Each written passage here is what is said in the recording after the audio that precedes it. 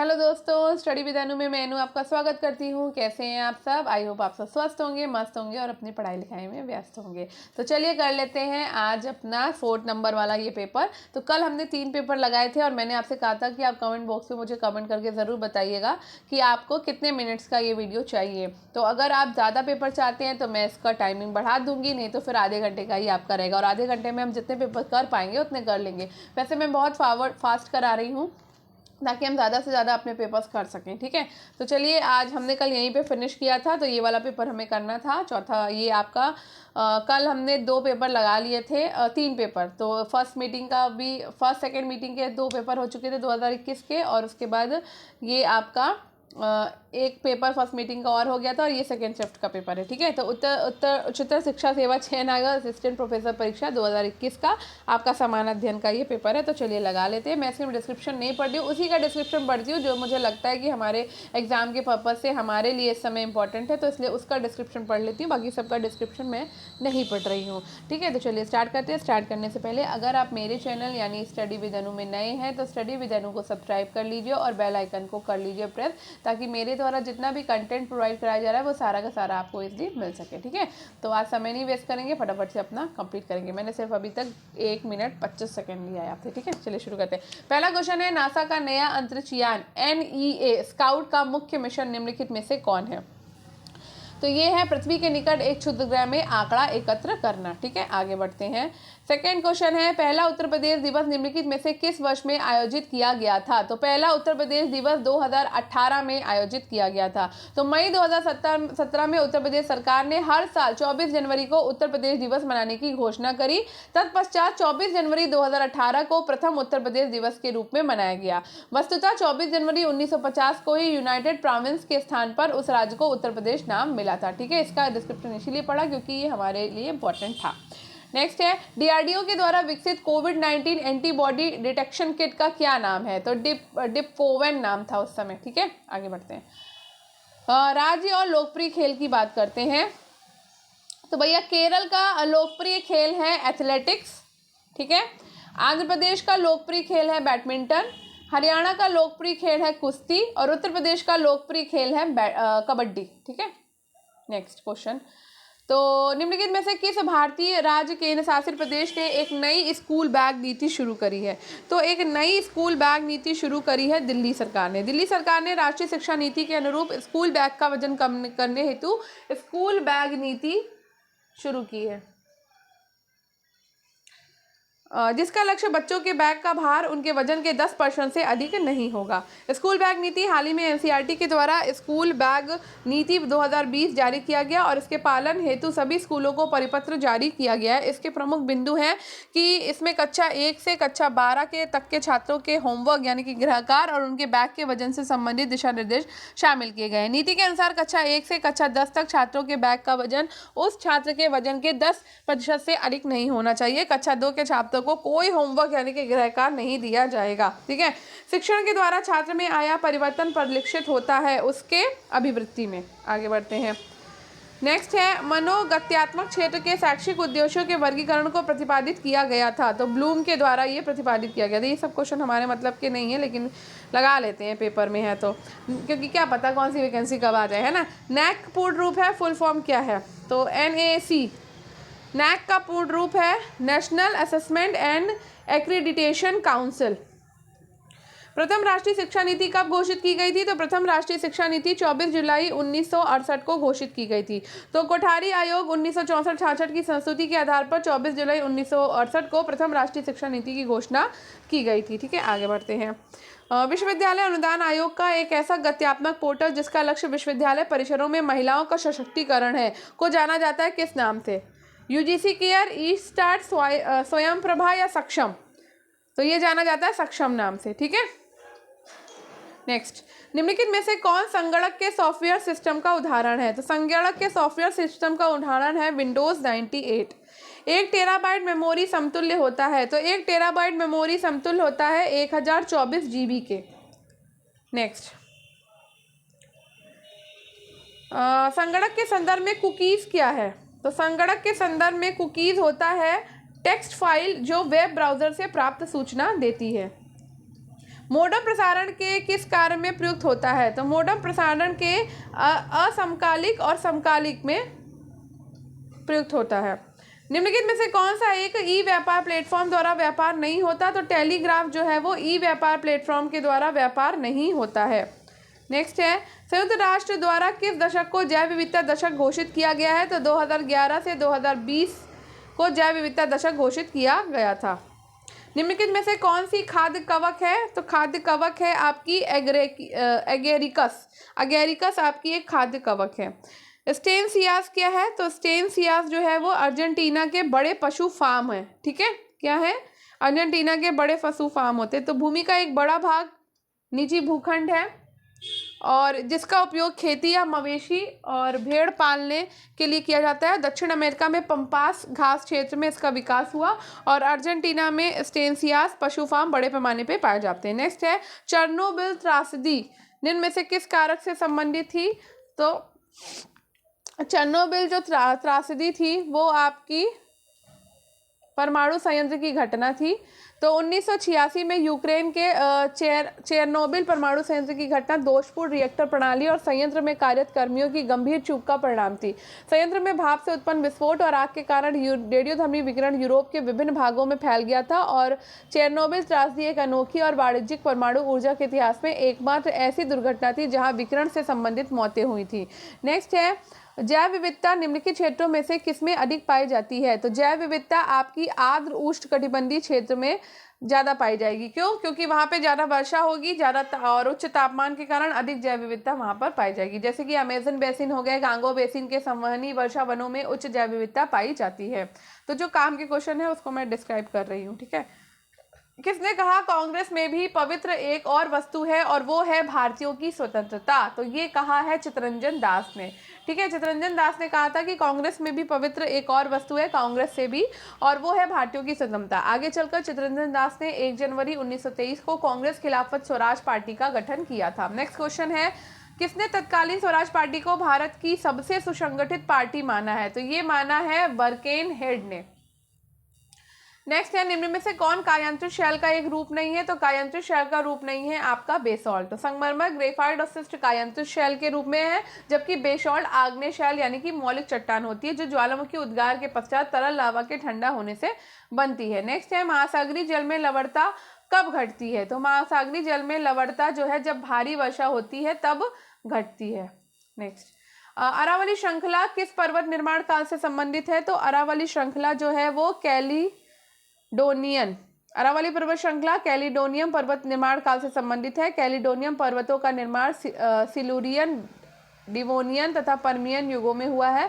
Scotland के प्राचीन पर्वत कैलिडोनिया के आधार पर तत्कालीन समयों में निर्मित सभी पर्वतों को कैलिडोनियम क्रम के पर्वत कहा जाता है। नेक्स्ट है, भारत के संविधान के अनुच्छेद 12 के अंतर्गत राज्य में शामिल है। तो राज्य में आपका शामिल है भारत सरकार, भारत की संसद और भारत राज्य क्षेत्र के भीतर स्थानीय अथवा अन्य सभी अन्य प्राधिकारी। तो उपयुक्त हो जाएगा सभी। ठीक है, तो अनुच्छेद 12 के अंतर्गत राज्य में शामिल भारत की सरकार और संसद तथा राज्यों में से प्रत्येक राज्य की सरकार और विधानमंडल तथा भारत राज्य क्षेत्र के भीतर स्थानीय अथवा सभी अन्य प्राधिकारी आते हैं।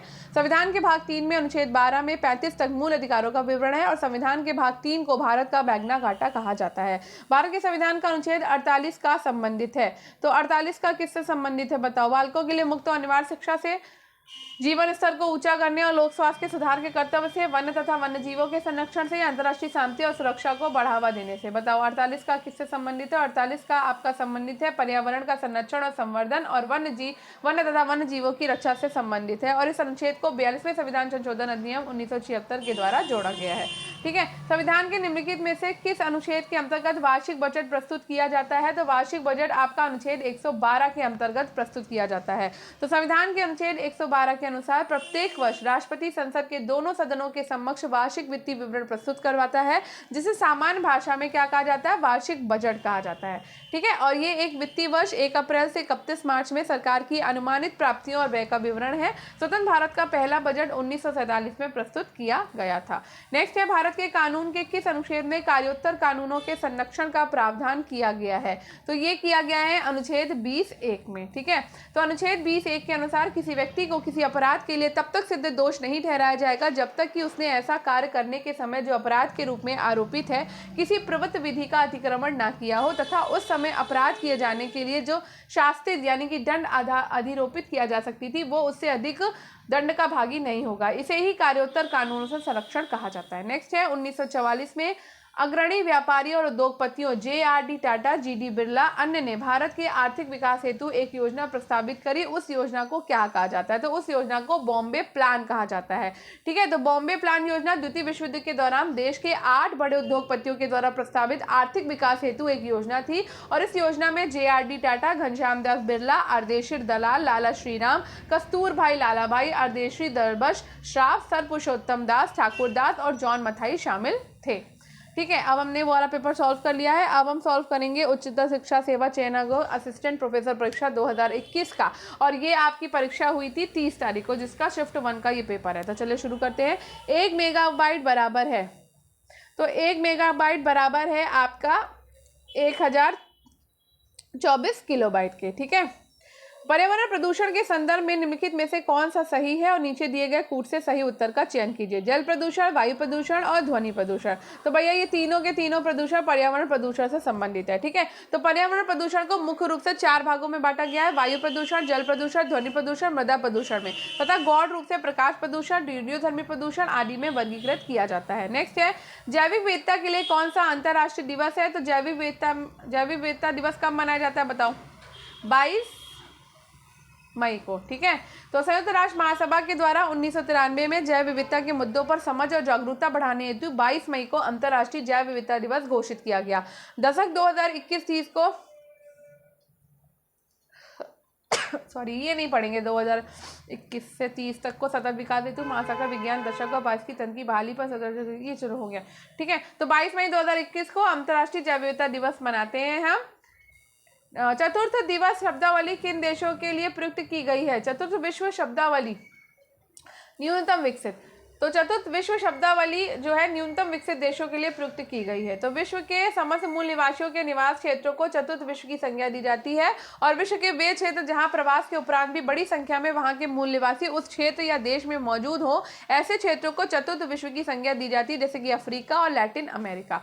रोन घाटी में नीचे की ओर बहने वाली ठंडी स्थानीय हवा को क्या कहते हैं? तो ये इसको कहते हैं मिस्ट्रल। तो मिस्ट्रल जो है ठंडी ध्रुवीय हवा है जो रोन नदी की घाटी से होकर चलती है और स्पेन व फ्रांस को विशेष रूप से प्रभावित करती है। चिनूक आपकी रॉकी पर्वत के पूर्वी ढाल वाली है। बोरा जो है वो एड्रियाटिक सागर के पूर्वी किनारे पर बहती है और बिलजार्ड जो है वो कनाडा, सुतराज अमेरिका, साइबेरिया क्षेत्र में बहती है। नेक्स्ट है भारत में जैव विविधता की दृष्टि से सबसे संपन्न क्षेत्र कौन सा है? तो भैया पश्चिमी घाट जो है वो सबसे संपन्न क्षेत्र है। पश्चिमी घाट जैव विविधता की दृष्टि से भारत का सबसे संपन्न क्षेत्र है। स्थानीय जातियों की अधिकता के कारण इसे जैव विविधता हॉटस्पॉट के रूप में भी सूचीबद्ध किया गया है। भारत में जैव विविधता हॉटस्पॉट निम्न क्षेत्र है: पूर्वी हिमालय, पश्चिमी हिमालय, इंडो बर्मा क्षेत्र और सुडालैंड। ठीक है, नेक्स्ट है सूची 1 से सूची 2 को मिलाना है।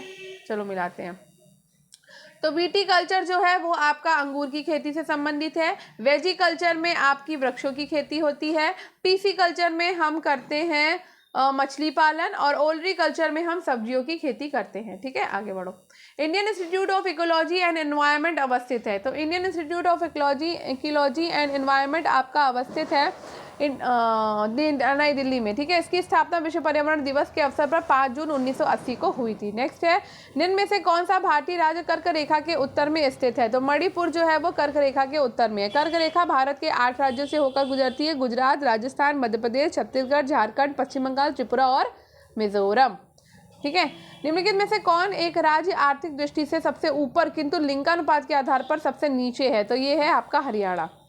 हरियाणा देश में गोवा और सिक्किम के बाद तो ये 2021 के आंकड़े हैं। व्यक्ति आय में तीसरे स्थान पर है, जबकि लिंगानुपात में सभी राज्यों में निचले स्थान पर है। हरियाणा का लिंगानुपात जनगणना 2011 के अनुसार 1879 है। पृथ्वी तल के सबसे निकट वायुमंडल की परत का क्या नाम है?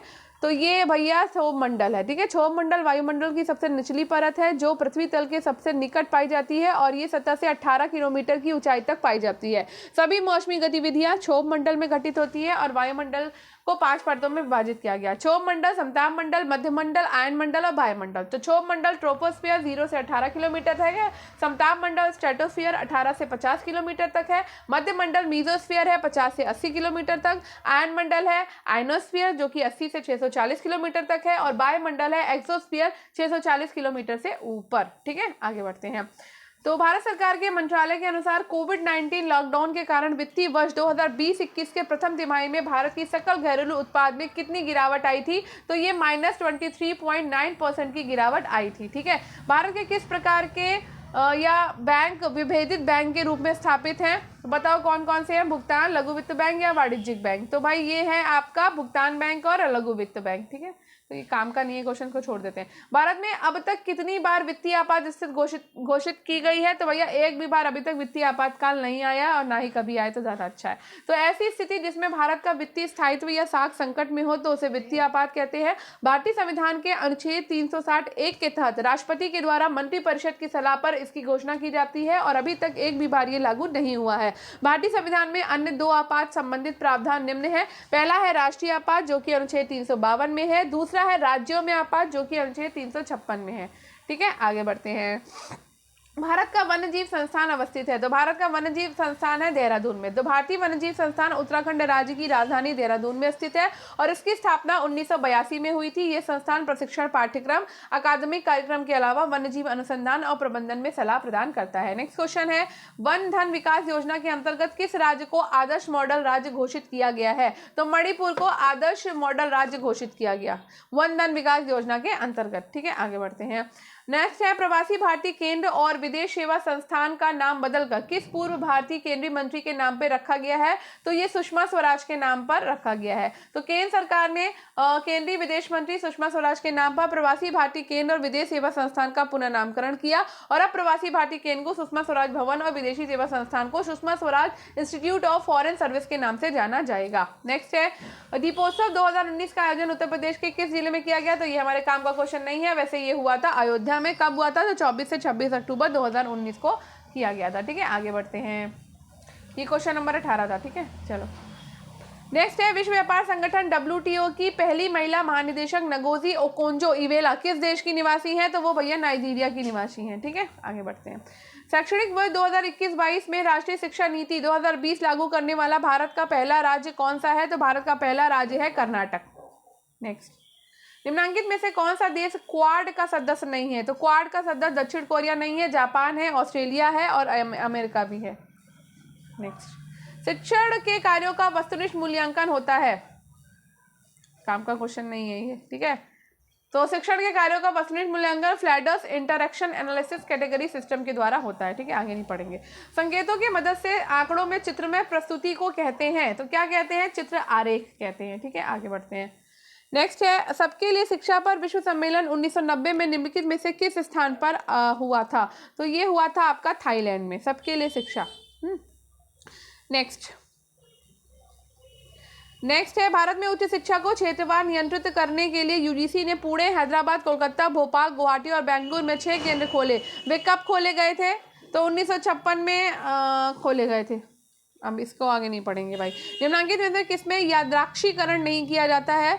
तो भाई ये स्वदेश न्यायाधीश में नहीं किया जाता है।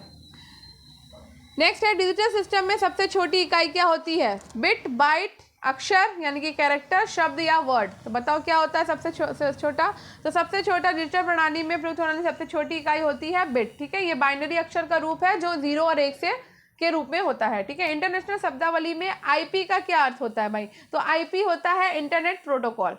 ठीक है, और डिजिटल स्टोरेज के संदर्भ में ब्लू रे डिस्क है। तो ब्लू रे डिस्क जो है बाहरी भंडारण डिवाइस होती है। कौन सी आउटपुट डिवाइस नहीं है? तो स्कैनर जो है वो आपकी आउटपुट डिवाइस नहीं है बिल्कुल भी। और इसी के साथ ही ये हमारा खत्म हो जाता है। अब हम तीसरा वाला पेपर भी करेंगे।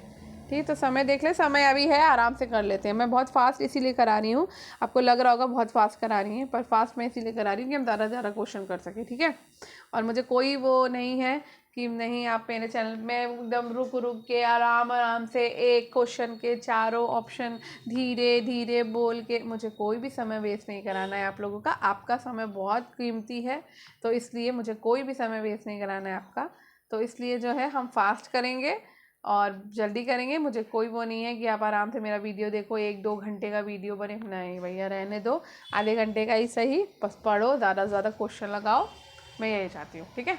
तो मुझे कोई वो नहीं है कि मुझे मेरा चैनल चलना चाहिए तो मैं एकदम नहीं, वो जब करना होगा तब देखा जाएगा, अभी तो कोई ऐसा उद्देश्य नहीं है मेरा, ठीक है। तो इसलिए मैं थोड़ा फास्ट चल रही हूँ। चलिए शुरू करते हैं। व्यक्ति और क्षेत्र संस्थान। तो जगजीत पवाड़िया जो है वो अंतर्राष्ट्रीय नारकोटिक्स कंट्रोल बोर्ड INCB से संबंधित हैं। डॉक्टर पैट्रिक अमोत ये आपके WHO से संबंधित थे। कल्पना कोचर बिल एवं मेलिंडा गेट फाउंडेशन से संबंधित हैं। और आइजैक हर्जोग जो है वो इजराइल से संबंधित हैं। चलो नेक्स्ट है, टोक्यो ओलंपिक 2020-21 में खेला गया है में प्रथम गोल्ड मेडल किसने जीता था? तो भाई प्रथम गोल्ड मेडल जो है वो चीन की यांग कियान ने जीता था, ठीक है। नेक्स्ट है, निम्नलिखित देशों में से मई 2021 में किसने चाइना संघ में अपने को अलग कर लिया? तो चाइना संघ से अपने को अलग कर लिया था लिथुआनिया ने। नेक्स्ट है, पराक्रम दिवस निम्नलिखित में से किस महत्वपूर्ण व्यक्ति के जन्म दिवस के उपलक्ष्य में मनाया जाता है? तो ये मनाया जाता है सुभाष चंद्र बोस के जन्म दिवस के रूप में। तो भारत सरकार ने नेताजी सुभाष चंद्र बोस की 125वीं जयंती पर 23 जनवरी 2021 को हर साल पराक्रम दिवस के रूप में मनाने का निर्णय लिया। सुभाष चंद्र बोस का जन्म 23 जनवरी 1897 को उड़ीसा के कटक शहर में हुआ था। उत्तर प्रदेश में सबरी संकल्प योजना निम्न में से किस लक्ष्य के साथ शुरू की गई है? तो सबरी जो है मेरे हिसाब से शुरू की गई थी, हाँ, गरीब गर्भवती महिलाओं और नवजात शिशुओं के कुपोषण को समाप्त करने हेतु उत्तर प्रदेश में सबरी संकल्प योजना 2017 में की गई थी। और इस योजना के तहत राशि का सीधा हस्तांतरण लाभार्थी के खाते में होता था। चिंतन शिक्षण है, तो चिंतन शिक्षण आपका समस्या केंद्रित है। नेक्स्ट है, अनुसंधान प्रक्रिया में निम्नांकित सोपानों को एक अनुक्रम में व्यवस्थित कीजिए और नीचे दिए गए कूट का सही उत्तर चुनिए। तो नीचे दिए गए कूट का सही उत्तर ये है, अनुसंधान समस्या का सूत्रीकरण, डाटा संग्रह उपकरण विकसित करना, डाटा का एकत्रीकरण करना और डाटा प्रसंस्करण और विश्लेषण करना। नेक्स्ट क्वेश्चन है, निम्नलिखित में से कौन सा एक साक्षात्कार का प्रकार नहीं है? तो विशेष जो है वो साक्षात्कार का प्रकार नहीं है। विश्वविद्यालय अनुदान आयोग का प्रथम अध्यक्ष कौन था? तो ये डॉक्टर शांति स्वरूप भटनागर जो है वो विश्वविद्यालय अनुदान आयोग के प्रथम अध्यक्ष थे। कौन शिक्षण की पूर्व क्रिया अवस्था है? तो क्रमबद्ध करना शिक्षण की पूर्व क्रिया अवस्था है। सॉफ्टवेयर प्रोग्राम जिसका उपयोग वेब पृष्ठों में देखने में किया जाता है उसे कहते हैं? तो बताओ क्या किसे कहते हैं? उसे कहते हैं ब्राउजर। एक ऐसा सॉफ्टवेयर है जो इंटरनेट पर उपलब्ध सभी सामग्री को देखने और प्रयोग करने हेतु प्रयुक्त होता है, ठीक है। नेक्स्ट है, कंप्यूटर के संदर्भ में GPU का अर्थ होता है। तो GPU का क्या अर्थ होता है भाई? तो GPU का अर्थ होता है ग्राफिक्स प्रोसेसिंग यूनिट, ये होता है। नेक्स्ट, एक वेब पेज पृष्ठ को निम्नांकित में से किसके द्वारा अभिकल्पित किया जा सकता है? तो HTML के द्वारा अभिकल्पित किया जा सकता है।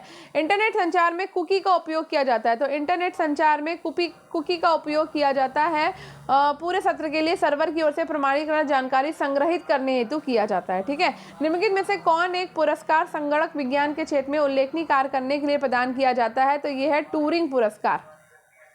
पारस्की तंत्र का अजैविक घटक है। तो पारस्की तंत्र का अजैविक घटक है ह्यूमस, ठीक है। ह्यूमस पारस्की तंत्र का अजैविक घटक होता है। किसी पारस्की तंत्र में निर्जीव भौतिक और रासायनिक कारक अजैविक घटक होते हैं, जबकि पारस्की तंत्र के जीव जैविक घटक कहलाते हैं। पारस्की तंत्र के 2 घटक होते हैं जो निम्नलिखित है, अजैविक और जैविक। तो अजैविक में आपका सूर्य का प्रकाश आता है, तापमान, वर्षा, नमी, आर्द्रता, मिट्टी और वायु आती है। और जैविक में आपके उत्पादक आते हैं, हरे पौधे, उपभोक्ता आते हैं, जंतु और अपघटक यानी कि सूक्ष्म जीव, ठीक है। निम्नलिखित कथनों में से इको मार्क्स से संबंधित है। तो इको मार्क्स से आपका क्या संबंधित है बताओ?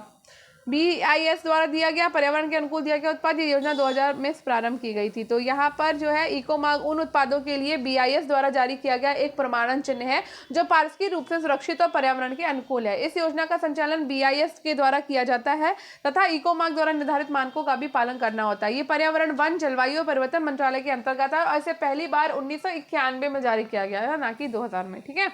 आगे बढ़ते हैं। 1972 में मानव पर्यावरण पर आयोजित स्टॉकहोम कॉन्फ्रेंस में कितने सिद्धांतों का सूत्रीकरण किया गया था? तो ये 26 सिद्धांतों का सूत्रीकरण किया गया था। ठीक है। अंतर्राष्ट्रीय पर्यावरण चेतना और पर्यावरण आंदोलन के प्रारंभिक सम्मेलन के रूप में 1972 में संयुक्त राष्ट्र संघ ने स्टॉकहोम में 113 देशों का पहला पर्यावरण सम्मेलन आयोजित किया। इस सम्मेलन में पारित स्टॉकहोम घोषणा पत्र में 26 सिद्धांतों को सम्मिलित किया गया है। ठीक है। नेक्स्ट है ग्रीन हाउस इफेक्ट मुख्य रूप से किसके कारण उत्पन्न होता है? तो green house effect carbon dioxide के कारण जो है उत्पन्न होता है। तो ग्रीन हाउस इफेक्ट हरित गृह प्रभाव एक प्राकृतिक प्रक्रिया है जिसमें किसी ग्रह या उपग्रह के वातावरण में मौजूद गैसों की मात्रा बढ़ने से वातावरण के तापमान में अपेक्षाकृत अधिक वृद्धि कर देती है, जिसमें मुख्य योगदान कार्बन डाइऑक्साइड गैस का होता है। कार्बन डाइऑक्साइड के अलावा 3 इफेक्ट उत्पन्न करने वाली अन्य गैसें निम्न है: मीथेन, नाइट्रस ऑक्साइड, हेलोकार्बन यानी कि HFC, PFC और SF6 और सतही ओजोन और जलवाष्प। ठीक है। पृथ्वी तल के नीचे पिघली चट्टान को क्या कहते हैं? तो भैया इसको मैग्मा कहते हैं। ठीक है। तो पृथ्वी तल के नीचे पिघली चट्टान को मैग्मा कहते हैं, जो ठोस, पिघली और पूरी तरह पिघली हुई चट्टानों के द्वारा संरक्षित होती है। लावा क्या होता है? तो लावा पृथ्वी तल के ऊपर निकले मैग्मा को लावा कहते हैं। फैगोलिथ क्या होता है? तो पाताली आग्नेय चट्टान जो आसपास की वलित चट्टानों के वलन शीर्ष अथवा वलन गर्त में मैग्मा के जमने से बनी संरचना होती है। लैकोलिथ क्या होता है? तो अंतर्वेदी आग्नेय शैलों के द्वारा निर्मित संरचना है जो मैग्मा के ऊपर उठकर 2 क्षैतिज चट्टानी संस्तरों के बीच गुंबदाकार आकृति में जमा होने से निर्मित होती हैं। ठीक है। नेक्स्ट क्वेश्चन है प्राचीन भारत में विवाह के कितने प्रकार थे? ये काम का क्वेश्चन है। तो ये भैया 8 प्रकार है। पर्यावरण से क्वेश्चन काम के हैं, जो हमारे ज्योग्राफी के क्वेश्चन है वो काम के हैं। ठीक है। एनवायरमेंट वाले काम के हैं, हिस्ट्री के काम के हैं और पॉलिटी के काम के हैं। तो ये बहुत ज्यादा काम के क्वेश्चन है, तो इसलिए उनका डिस्क्रिप्शन में जरूर पढ़ती हूँ। ठीक है। प्राचीन भारत में विवाह के कितने प्रकार थे? तो प्राचीन भारत में विवाह के 8 प्रकार थे: ब्रह्म, देव, आश, प्रजापति, आसुर, गंधर्व, राक्षस और पैशाच। ठीक है। आगे बढ़ते हैं। किस भारतीय राष्ट्रवादी नेता ने दांडी मार्च की तुलना नेपोलियन की पेरिस यात्रा से की है? तो नेपोलियन की पेरिस यात्रा से दांडी मार्च की तुलना सुभाष चंद्र बोस ने की थी। तो दांडी यात्रा यानी कि दांडी मार्च 12 मार्च 1930 से 6 अप्रैल 1930 तक ब्रिटिश सरकार के नमक संबंधी कानूनों के विरोध में गांधी जी के द्वारा अपने 78 अनुयायियों के साथ अहमदाबाद में साबरमती आश्रम से दांडी के नौसारी तक किया गया था। सुभाष चंद्र बोस ने इस यात्रा की तुलना नेपोलियन के एल्बा से पेरिस की यात्रा से की थी। हाल ही में आजादी का अमृत महोत्सव मनाने का प्रारंभ 12 मार्च 2021 को किया गया था भारत के प्रधानमंत्री के द्वारा, और ये कार्यक्रम अगले 75 सप्ताह तक जारी रहा था और देश की आजादी के 75 वर्ष 15 अगस्त 2022 को पूरे हो गए थे। ठीक है। आगे बढ़ते हैं। निम्नलिखित में से कौन सा तत्व मोनोजाइट रेत में पाया जाता है? तो मोनोजाइट रेत में थोरियम पाया जाता है। थोरियम की प्राप्ति मोनोजाइट बालिका निक्षेपों से होती है, बालुका निक्षेपों से, जिनका निर्माण प्री कैम्बियन काल की चट्टानों के नष्ट होकर चूर्ण बन जाने से हुआ है। भारत में थोरियम केरल में पाया जाता है। ठीक है। आगे बढ़ते हैं। भारत में 1857 में पुरानी राइफल के स्थान पर जिस नई राइफल का प्रयोग करने का निर्णय किया गया था उसका नाम क्या था? तो उसका नाम था एनफील्ड राइफल। क्या नाम था? Enfield rifle. तो 1857 में अंग्रेजी सेना ने पुरानी ब्राउन ब्रेन राइफल के स्थान पर एनफील्ड राइफल का प्रयोग करने का निर्णय लिया गया था, और 1857 के स्वतंत्रता संग्राम में सैनिक विद्रोह का कारण इसी राइफल में लगने वाली चर्बी युक्त कारतूस थे। डैश किस शासक के शासनकाल में राग दर्पण का फारसी में अनुवाद हुआ था? तो राग दर्पण का फारसी में अनुवाद फिरोज शाह तुगलक के शासनकाल में हुआ था। सर्वप्रथम फिरोज शाह तुगलक के काल में गुजरात के सूबेदार के संरक्षण में संगीत की पुस्तक राग दर्पण का फारसी अनुवाद हुआ, जो कि भारतीय संगीत का पहला ज्ञात फारसी ग्रंथ है। नेक्स्ट है ब्रिटिश शासनकाल में किसने 2 खंडों वॉल्यूम में the economic history of India लिखी है? तो ये लिखी है रोमेश चंद्र दत्त ने। रोमेश चंद्र दत्त ने, जो इतिहासकार, अर्थशास्त्री, भाषा एवं कुशल प्रशासक, एक राजनेता थे, ने इकोनॉमिक हिस्ट्री ऑफ इंडिया की 2 खंडों में रचना किया था। Bal Gangadhar the Arctic home of Vedas Gita Rahasya और दादा भाई नौरोजी की है poverty and British rule in India. Next है संविधान के किस भाग में निर्वाचन से संबंधित प्रावधान समाविष्ट किए गए हैं? तो निर्वाचन आपका है भाग नंबर 15 में। भारतीय संविधान के भाग 15 में निर्वाचन से संबंधित प्रावधान समाविष्ट किए गए हैं। संविधान के अनुच्छेद 324 से 329 में निर्वाचन से संबंधित है। भाग 4 राज्य की नीति निर्देशक तत्व है, अनुच्छेद 36 से लेकर 51 में। भाग 8 संघ राज्य क्षेत्र है, अनुच्छेद 239 से 241 में, और भाग 9 पंचायतें हैं, अनुच्छेद 243 से 243 ऋणों में। ठीक है। बाद में कब प्रथम क्षेत्रीय ग्रामीण बैंक अस्तित्व में आया? तो भारत में प्रथम क्षेत्रीय ग्रामीण बैंक अस्तित्व में आया था 26 सितंबर 1975 को। तो क्षेत्रीय ग्रामीण बैंकों की स्थापना नरसिंगम समिति की सिफारिश के आधार पर 26 सितंबर 1975 को केंद्र सरकार के द्वारा जारी अध्यादेश के तहत की गई थी। जोम्बी आधार से तात्पर्य निम्नलिखित में से किस उधार से है? तो ये है आपका किसी व्यवसाय समूह को उधार देना जिसका ब्याज आवर्ती अनुपात समेत समूचे समूह का 1 हो। ठीक है। भारत के संविधान का अनुच्छेद 21 से प्रावधान करता है। तो 21 से आपके शिक्षा के अधिकार का प्रावधान करता है। भारतीय संविधान का अनुच्छेद 21A शिक्षा के अधिकार का प्रावधान करता है। अनुच्छेद 21A के अनुसार राज्य 6 से 14 साल तक की आयु वाले सभी बालकों के लिए निःशुल्क और अनिवार्य शिक्षा उपलब्ध कराएगा। अनुच्छेद 21 में क्या है? अनुच्छेद 21 में प्राण और दैहिक स्वतंत्रता है। 21A में क्या है? शिक्षा के अधिकार है। अनुच्छेद 29 में क्या है? अल्पसंख्यक वर्गों के हितों का संरक्षण है। अनुच्छेद 21A 86वें संविधान संशोधन अधिनियम 2002 के द्वारा जोड़ा गया था जिसमें शिक्षा का अधिकार जोड़ा गया था। ठीक है, आगे बढ़ते हैं। कंप्लीट हो गया, ये समय देख लेते हैं। तो समय भी हमारा समाप्त हो गया है। तो आज भी हमने 3 ही लगाए, तो यानी हम 3 लगा पाएंगे ऐसा लगता है। ठीक है, तो ये वाला पेपर अब हम कल करेंगे। तो आई होप आपको आज का वीडियो पसंद आया होगा। तो अगर आपको आज की ये क्लास पसंद आई हो तो क्लास को लाइक करिए, शेयर करिए और चैनल को सब्सक्राइब करिए। स्टडी विद अनु के साथ कनेक्टेड रहिए। Thank you. मिलते हैं कल अपनी नेक्स्ट क्लास में। Okay, bye bye.